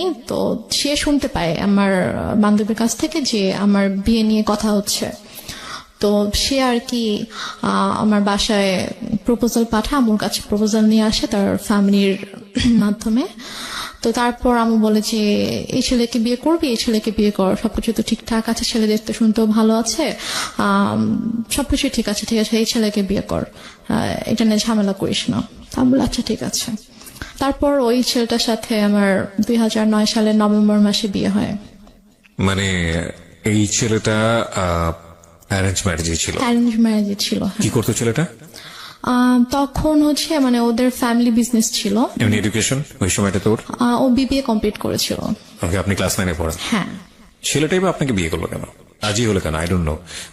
সে আমাকে পছন্দ করতো, ইভেন আমার আগে থেকে পছন্দ করতো? আগে থেকে পছন্দ করতো। তো আমাকে আমার বান্ধবীর মাধ্যমে বলেছিল যে ওকে আমার অনেক ভালো লাগে। আমার ফ্রেন্ড আমাকে বলেছিল যে ভাইয়া দত্তকে পছন্দ করে, তো মানে রিলেশনশিপে যাবে কিনা অথবা এরকম আমাকে বলেছিল। তা আমি বলেছি না, আমি এরকম কোনো কিছুতে যাব না। তো তারপর আর কি সে এবং মানে মাঝে মাঝে হয়তো আমার ফ্রেন্ডের ফোনের মাধ্যমে তার সাথে আমার কয়েকবার কথা হয়েছিল, যে আম্মু মারা যাওয়ার পরে আর কি, যে ভাইয়া তোর সাথে কথা বলতে চেয়েছে। তো তারপর কথা হয়েছে, তো সে আমাকে অনেক পছন্দ করতো। আমারও ভালো লাগতো, আমারও যে ভালো লাগতো না সেটা না, কিন্তু আমি আসলে এরকম ভাবে কোনো রিলেশনে যাওয়ানোর মতো অবস্থা ছিলাম না আর কি। তো যাই হোক, নভেম্বরের 28 তারিখে আমার বিয়ে হয়ে যায়। তারপর আমি ঢাকায় চলে আসি, ওরা সবাই ঢাকায় থাকতো। হাজবেন্ডের নাম কি ছিল? ওর নাম ছিল শাহেদ। শাহেদ। তো তারপরে আমরা ঢাকায় চলে আসার পরে আর কি আমি, ওদের ফ্যামিলি সবাই ছোট ছিলাম, মানে হচ্ছে ওর যে বড় বোনের, ওরা 3 ভাই 2 বোন ছিল। তো ওর বড় বোনের যে মেয়ে, ও আমার বড় ছিল, মানে আমাদের বাসায় সবার ছোট, সেই হিসেবে আমাকে সবাই খুব আদর করতো। আচ্ছা। তো ওরা মোটামুটি জয়েন্ট ফ্যামিলি ছিল, মানে বাবা মা, ওর বড় ভাই ভাবি, তাদের বেবি, প্লাস ও আমি। আচ্ছা। আমরা তো ফার্স্টে আমি ও বাসায় আসার পরে ওর ভাই যেটা করে যে ওর মা একটু অন্যরকম ছিল, মানে ফার্স্টে সে আমাকে ওইভাবে একসেপ্ট করতে পারেনি যে ছেলের পছন্দে বিয়ে করেছে, মানে ছেলে মানে উনি আর কি বিয়ের একটু বিপক্ষে ছিল, যে উনি চায়নি যে ও আমাকে বিয়ে করুক, যে তুমি এমনি হুটহাট করে একটা মেয়েকে কিভাবে বিয়ে করতে চাও, তুমি বিয়ে করো না। আচ্ছা। তো বড় বলেছেন আমি বিয়ে করবো, আমার মেয়েটাকে ভালো লাগে, আমি বিয়ে করবো। তো এই জন্য আর কি উনি একটু আমার সাথে একটু অন্যরকম ছিল। তো তারপর যেটা হয় সেটা হচ্ছে যে ওর সবার ডিসিশন অনুযায়ী যে তোমরা কিছুদিন আলাদা থাকো। আলাদা থাকার পরে মাঝে মাঝে আম্মুর সাথে ওর দেখা হোক, ওর সম্পর্কটা একটু ইজি হোক, তারপরে তোমরা এসো। বাট প্রথমে যদি দেখো তোমরা এখানে কন্টিনিউয়াসলি থাকতে থাকো, তখন দেখা যাবে যে হয়তো আম্মা ওকে এখন একটু নিতে পারতেছে না মেন্টালি, তো ওর সাথে হয়তো কোনো একটা মিসবিহেভ করে ফেললো, সেটা হয়তো খারাপ হবে। তো তোমরা আলাদা থাকো, তারপরে মাঝে মাঝে আসবা, আমরাও যাবো, তারপর ঠিক হয়ে গেলে তখন চলে এসো এখানে। আচ্ছা। তো ওদের বাসা থেকে 2-3টা রোড পরে আর কি আমাদের জন্য একটা বাসা ঠিক করে। তো সে বাসাটায় আমরা ওখানে 2 মাসের মতো ছিলাম, প্রায় 2 মাসের মতো ছিলাম। তো এর মাঝে ওর আব্বু আম্মু অনেকবার এসেছে আমাদের বাসায়, তারপর আমরাও যেতাম ওখানে। তো দেখা যায় ওনার সাথে আমি শপিং এ যেতাম, আম্মুর সাথে, শাশুড়ি মায়ের সাথে। তো ওনার সাথে আমার মোটামুটি ভালো একটা সম্পর্ক হয়ে যায় আর কি। তারপর উনি বলে ঠিক আছে তোমার বাসায় চলে আসো। আচ্ছা। তারপর আমরা বাসায় চলে আসি। বাসায় চলে আসি সম্ভবত জানুয়ারির শেষের দিকে। তো বাসায় চলে আসার পরে তার মোটামুটি ভালোই কাটছিল। ওদের বাসার সবাই আমাকে খুব আদর করতো, যে আমি সবার ছোট ছিলাম, অনেক আদরের ছিলাম সবার। তারপর এর মাঝে যেটা হয় সেটা হচ্ছে যে আম্মু হঠাৎ করে প্রবলেম ক্রিয়েট করতে থাকে।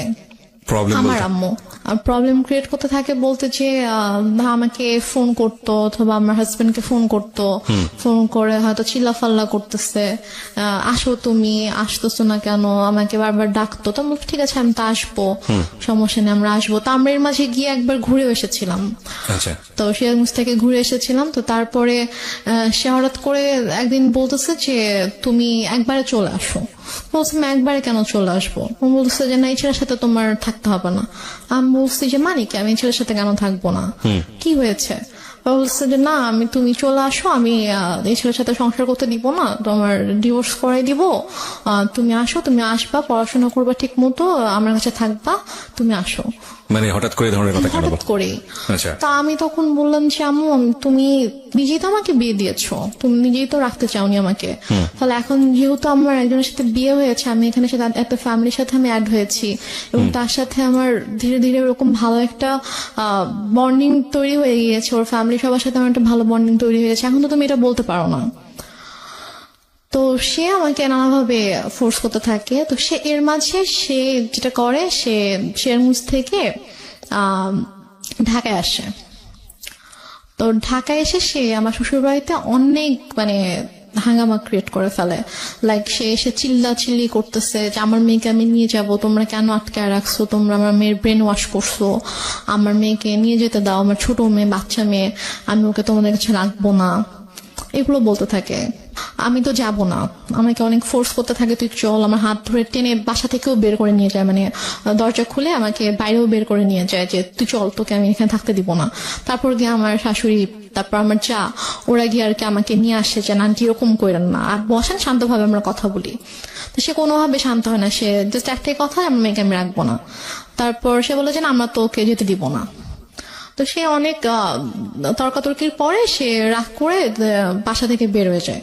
বেরোর সময় বলে যায় যে এনি হাও আমি আমার মেয়েকে নিয়ে যাবো। দেখো, একটা কথা বলি রেহনুমা, আমি তুমি করে বলে ফেললাম কারণ তুমি আমার বয়সে অনেক জুনিয়র হবা।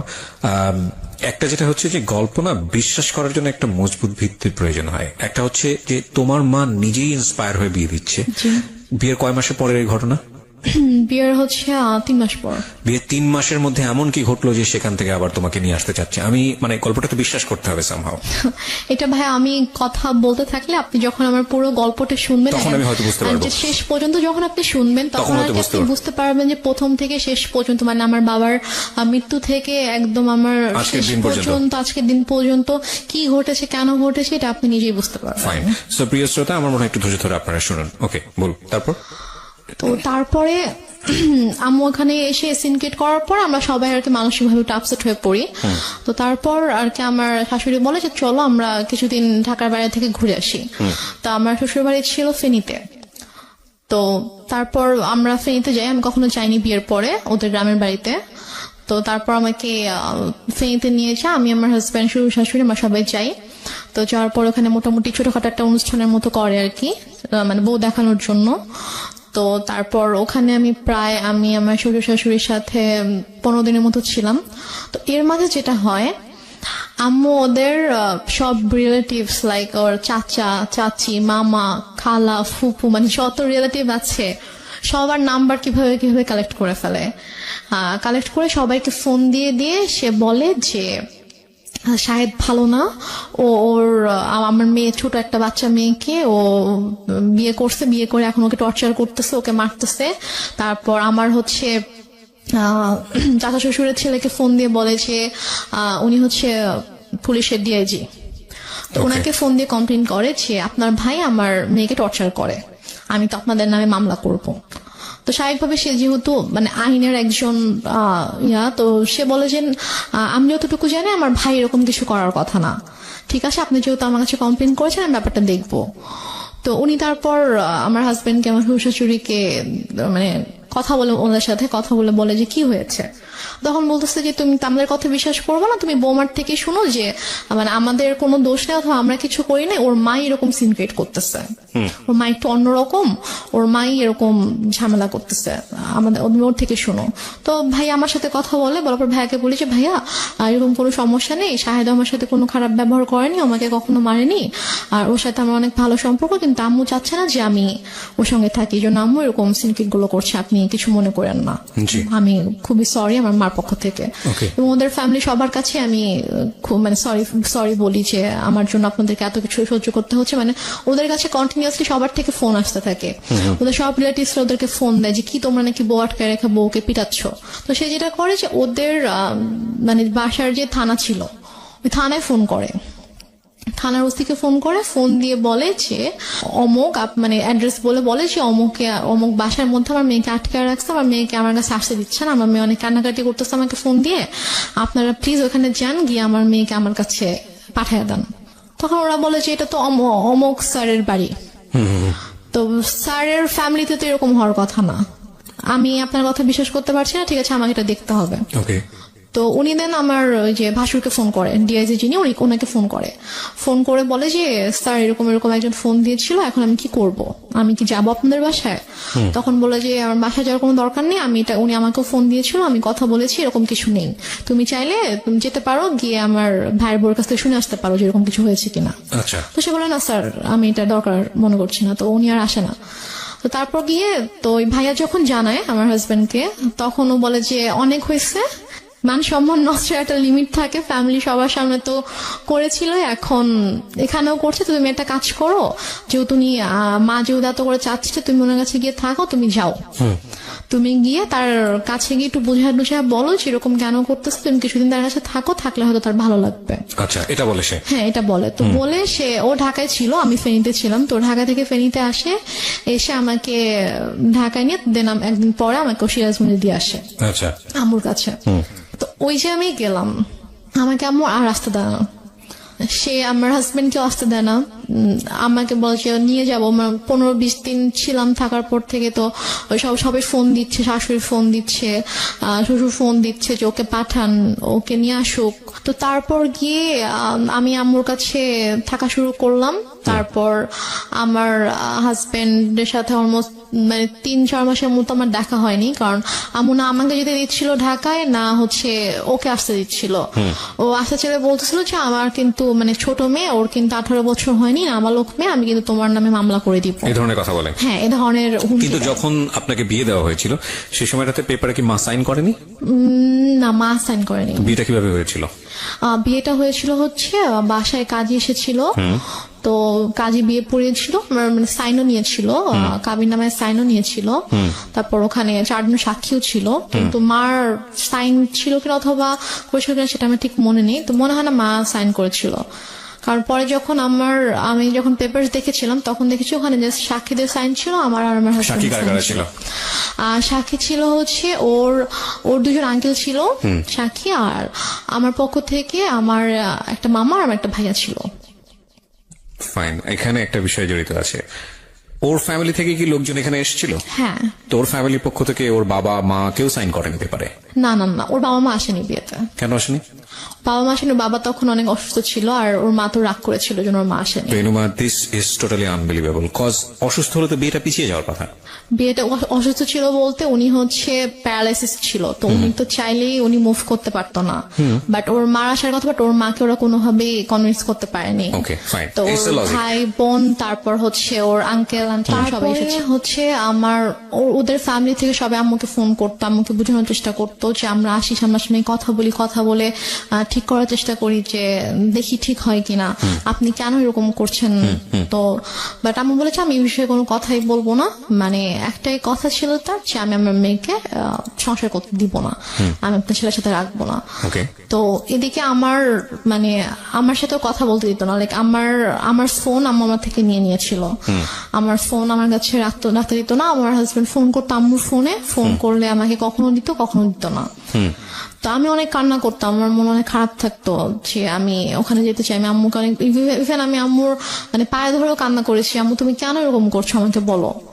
সে আমাকে কোনো কারণও বলতো না যে কেন সেরকম করছে। আমি বলছি আম্মু তুমি তো আমাকে বিয়ে দিয়েছো, এখন যখন আমি একটা জায়গায় গিয়েছি, আমার বিয়ে হয়েছে, আমি আমার হাজবেন্ডকে অনেক ভালোবাসি, আমি ওর ফ্যামিলির সাথে অনেক ভালোভাবে মিশে গিয়েছি, তো এখন কেন তুমি সবাইকে এরকম কষ্ট দিচ্ছ, আমাকে কেন তুমি কষ্ট দিচ্ছ আম্মু।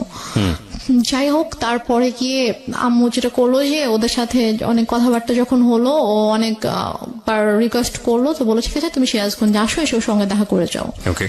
তো দেন আমার হাজবেন্ড অলমোস্ট 4 মাস পরে আমাদের বাসায় আসে, সিরাজগঞ্জে আসে। তো এসে সে আমার সঙ্গে দেখা করে, তো তখন আম্মুর সাথে কথা বলে।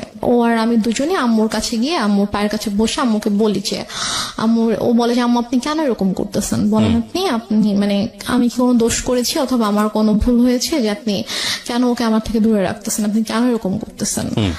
আমি বলেছি না, আমি কোনো কথা শুনবো না, আমি তখন ভুল করছি, আমার বাচ্চা মেয়েকে বিয়ে দিছি, এখন আমি বুঝতেছি যে আমার ছোট একটা মেয়েকে এভাবে এত কম বয়সে বিয়ে দেওয়া উচিত হয়নি। এখন আমি চাই সে পড়াশোনা করবে, পড়াশোনা শেষ করবে, করে এস্টাবলিশড হবে, দেন সে চাইলে তার পছন্দ অনুযায়ী কাউকে বিয়ে করবে, কিন্তু আমি যেটা ভুল করেছি আমার সেই ভুলটা শুধরাতে হবে। সে ওর সাথে সাদার সাথে অনেক রুড বিহেভ করে। আপনি কি করেন ওই সময়টাতে? আমি জাস্ট তখন আমি ওকে নিয়ে আমার রুমে চলে আসি, এসে বলি যে তুমি এখান থেকে চলে যাও, এভাবে অপমানিত হওয়ার কোনো মানে হয় না, তুমি চলে যাও, মাসা লাগবে, আমি তো আম্মুকে বুঝাতে পারি, আমি চলে আসবো। আপনাদের আর কোনো আত্মীয় স্বজন ছিল না আশেপাশে যারা আপনাদেরকে বিয়ে দিয়েছে, তারা কোনো স্টেপ নিচ্ছিল না? কেউ তো কিছু জানতো না, আর আপুর সাথে তো আমার টোটালি কথাবার্তা ওরকম কথা হতো না, কারণ আপুকে আম্মু বলেছিল যে আম্মু আমাকে বিয়ে দেয়নি, আমি নিজের ইচ্ছে বিয়ে করেছি, বা আমি মানে আমি পালিয়ে গিয়েছিলাম, সেখান থেকে আম্মু আমাকে নিয়ে এসে আমাকে বিয়ে দিয়েছে। ওকে। ওই জন্য আপু রাগ করে আমার সাথে কথা বলতো না আর কি।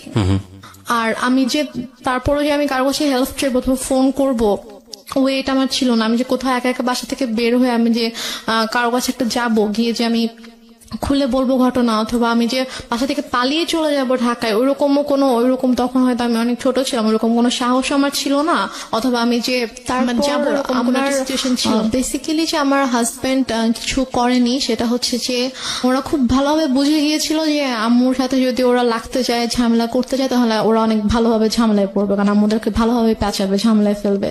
তো সবকিছু মিলিয়ে ঝামেলা প্লাস মান সম্মানের জন্য আর কি ওরা আম্মুর সাথে খুব বেশি সিন, অথবা আমাকে এসে যে জোর করে নিয়ে যাবে এরকম কিছু ওরা আম্মুর সাথে করতো না, কারণ করলে এটা হয়তো ব্যাড একটা ইফেক্ট পড়তো ওদের উপরে।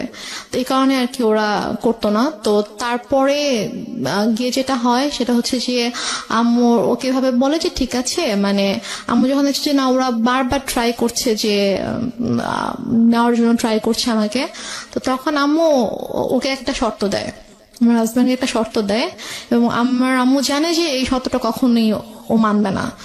শর্তটা ছিল হচ্ছে যে ও বলে যে তুমি যদি রেনুমাকে নিয়ে থাকতে চাও তাহলে তোমাকে আলাদা থাকতে হবে।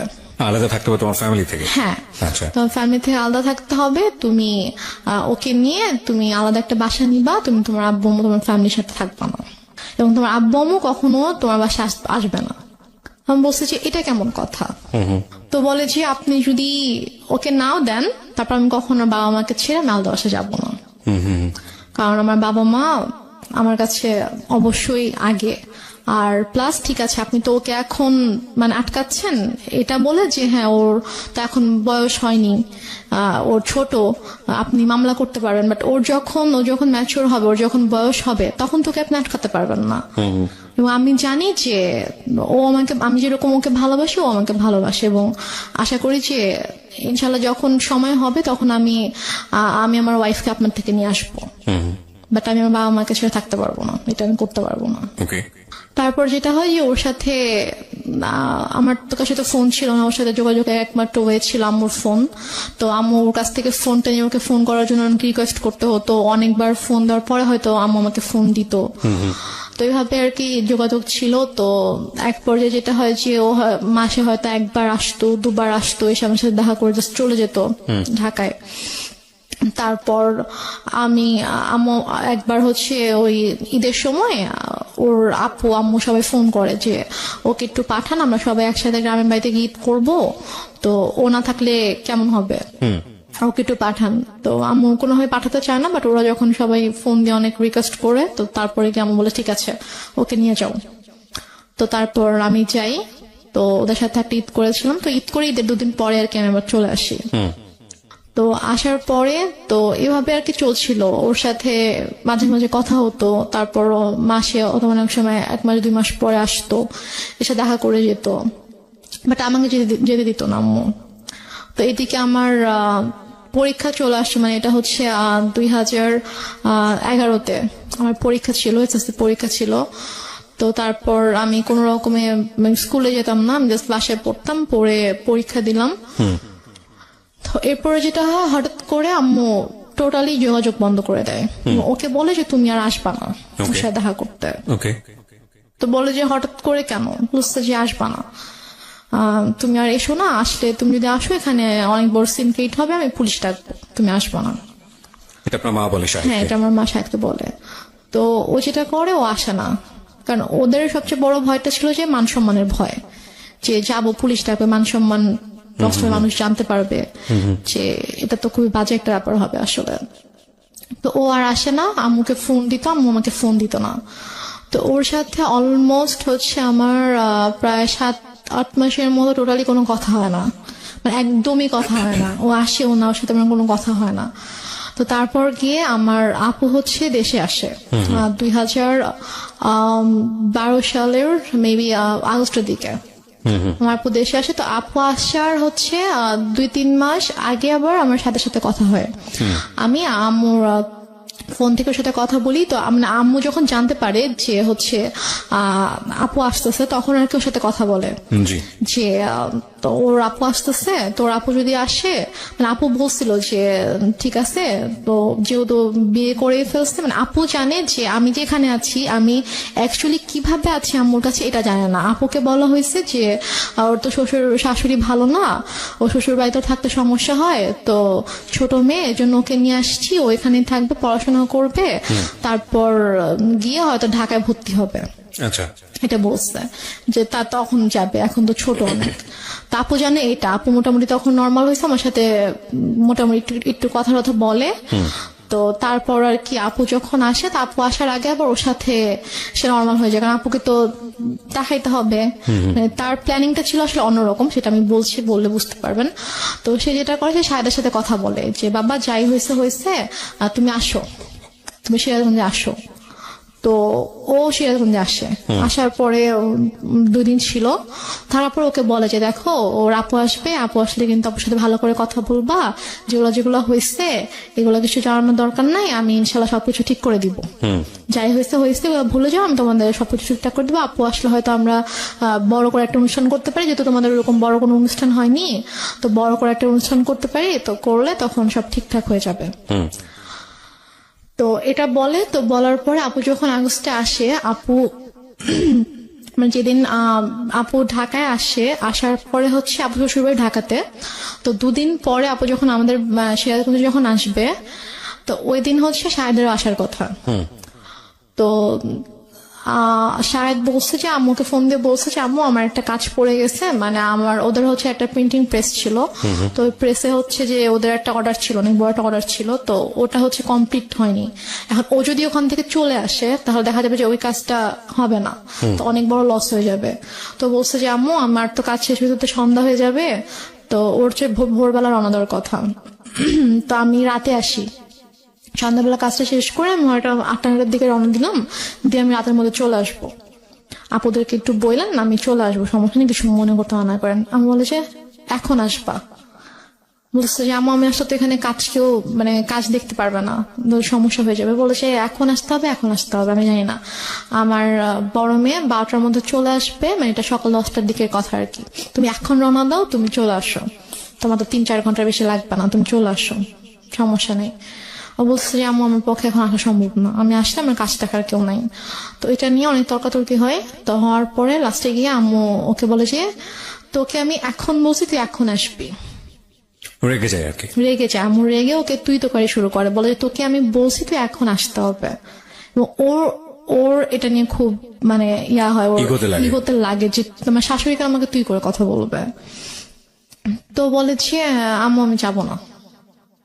বলছে তুই যদি এখন না আসিস, এখন যদি রওনা না দিস, তুই যদি এখন না আসিস তাহলে তুই জীবনও এখানে আসবি না, তুই ভুলে যা আমার মেয়েকে, জীবনে আসতে পারবি না, আমি তোদের রিলেশন জীবনও ঠিক করবো না, তুই জীবনে আসতে পারবি না। তো বলছি যে আম্মু মানে এটা তো বুঝতে হবে, আমার সমস্যাটা যদি আপনি না বুঝেন তাহলে তো আমার কিছু করার নেই। তো তারপরও মানে ও চেষ্টা করে বুঝাইতে, বাট আম্মু বলেছে না এমনিও আসতে হবে। তো বলেছে আমার পক্ষে সম্ভব না আসা। তো যাই হোক ও ফোনটা রেখে দেয়। তো আপুরা চলে আসে, তো আপুরা আসার পরে আপুদেরকে যেটা বলে সেটা হচ্ছে যে ও বলছে যে আপনার মেয়ে আসছে, তো আমি কি করব, আমার কেন যাইতে হবে, আমি যাইতে পারবো না আপনার মেয়ের সাথে দেখা করতে। আপনার বড় মেয়েকে বললেন তার যদি আমার সাথে দেখা করতে হয় সেজন্য আমার বাসায় এসে আমার সঙ্গে দেখা করে, বাট এটা কিন্তু ও বলেইনি। তারপরে গিয়ে বলে যে আপু এটা শুনে খুব হার্ট হয় যে কেন এটা বলবে, আমাদের ছোট, ওকে আমরা নিজেরা ডাকলাম যে হ্যাঁ আম্মু ওকে আসতে বললো, আমরা ওর সাথে দেখা হয়নি, ওর সাথে দেখা করব, তো ওর ফ্যামিলির সাথেও দেখা করবো, তো কেন এভাবে রিয়াক্ট করছে। তো তারপরে গিয়ে বলে যে হ্যাঁ তোমাকে তো বলছিলাম ছেলে ভালো না, ছেলের মা ভালো না, ছেলে এরকমই, দেখছো কিরকম বেয়াদব। মানে আম্মু এটা করছে হচ্ছে সম্পূর্ণ ইচ্ছাকৃত ভাবে। ফার্স্টে ওকে ঠিকঠাক করছে, ওর সাথে সম্পর্কটা ঠিক করছে, ঠিক করে ও আসছে। তারপর যেদিন আসবে, মানে আসলে আপুর সাথে দেখা হলে তো সবকিছু নর্মাল হয়ে যেত, এবং হয়তো আপুর সাথে সম্পর্কটা যদি নর্মাল হয়ে যেত, তখন যদি আমি শ্বশুরবাড়িতে চলে যেতাম তখন হয়তো আপুকে ডিটেল ঘটনাটা বলতে পারতাম যে আসলে ব্যাপারগুলো কিন্তু এতদিন এভাবে ঘটেছে। আম্মু আসলে এটা চাইনি যে আমাদের সম্পর্কটা স্বাভাবিক হোক এবং আপুর সাথে ওর সম্পর্কটা স্বাভাবিক হোক। তো ইচ্ছাকৃত ভাবে আম্মু এরকম সিনক্রেটটা করেছে। তো আপু ভাইয়া তো অনেক রেগে গেল, রেগে যাওয়ার পরে বলতেছে যে ঠিক আছে বাদ দেন, এই ছেলের সাথে আসলে দরকার নেই, সংসারের দরকার নেই, ওকে ইয়া করেন, ডিভোর্স পেপার পাঠায় দেন। বাট আপনি তখন কি বলছিলেন? আমি তখন বলছি যে আমি তো ডিভোর্স দিব না। আমাকে ভাই জিজ্ঞেস করছে যে তুমি কি বলো, আমি বলছি আমি ডিভোর্স দিব না, কি করবা? আমি বলছি আমি ওখানে যাবো, আমি ওদের বাসায় যাবো।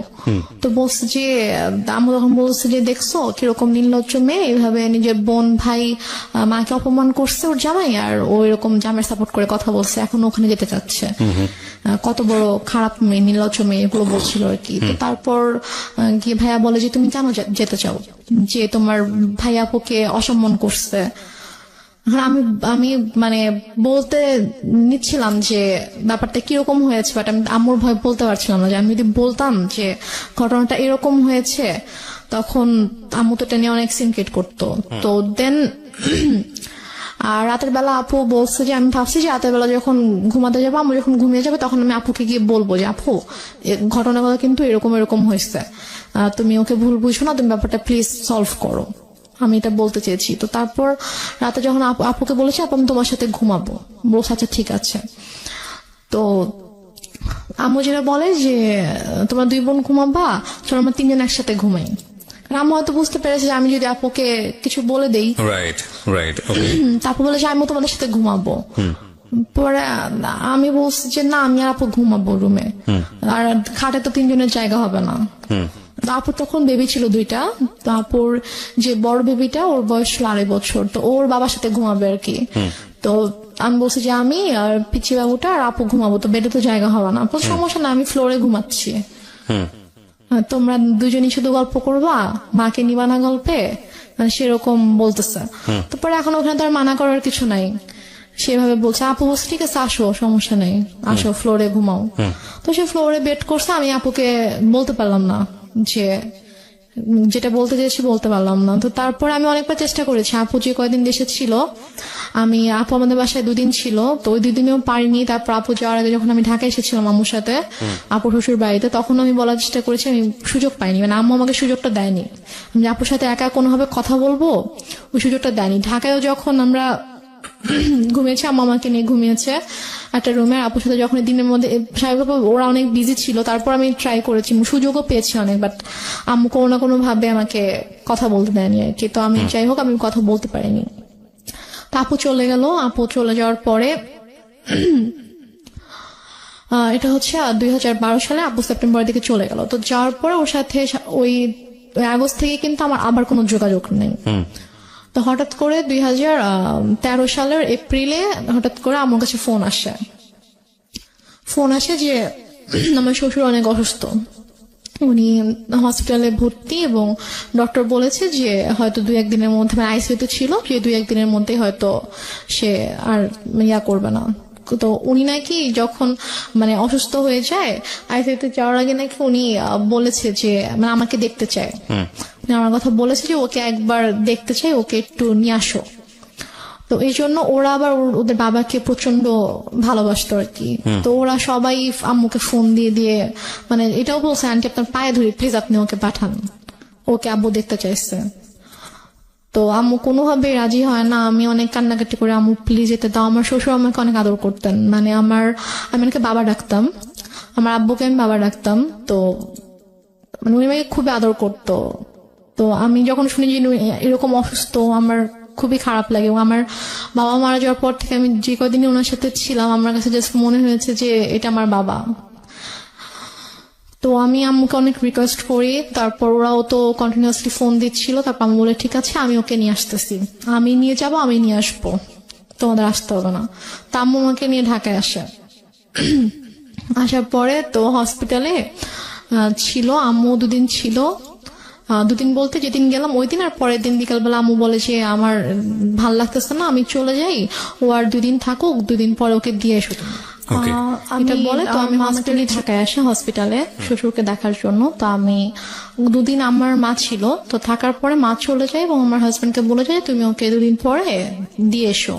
আচ্ছা, তখন কি আপনার বোনরা চলে গেছে কানাডাতে, না তখন? আমার বোনরা জাস্ট 1 মাস ছিল। ওকে, চলে গেছে তারা? হ্যাঁ, আপু চলে গেছে। আপু চলে গিয়েছে সেপ্টেম্বরে। এটা হচ্ছে এপ্রিলের ঘটনা। এপ্রিলে হসপিটালে গিয়েছিলাম। তো তারপরে আমি আরো 2 দিন থাকলাম, থাকার পরে আমাকে শাহেদ দিয়ে আসলো সিরাজগঞ্জে। দিয়ে আসার পর আবার ওই যেরকম যোগাযোগ নেই, যোগাযোগ বন্ধ। তো এর মাঝেই আর কি হসপিটাল থেকে ব্যাক করার কয়েকদিন পরে আর কি আমার এনআইডি দেয়, এনআইডিটা পাই। তো পাওয়ার পরে আম্মু আর কি একজন লয়ারের সঙ্গে কনসাল্ট করে দেন আমার ডিভোর্সের পেপার রেডি করে আর কি। এটা কি আপনি জানতেন? এটা আমি জানতাম না। Okay. মানে আমি জেনেছি যখন আমার কাছে পেপারসটা নিয়ে এসেছে, তখন আমি জেনেছি যে অনেক সময় সব রেডি করে দেন আমার পেপারস নিয়ে আসে, যদি তুমি এখানে সাইন করে দাও। তো আমি বলছি কিসের পেপারস? তো বলেছে যে এটা ডিভোর্স পেপার। তো আমি বলেছি যে আমি সাইন করব না, তোমাকে সাইন করতে হবে। আমি বলছি না আম্মু, আমি করবো না সাইন। তো তারপর আম্মু আমাকে ফোর্স করে, আম্মুর সাথে একটু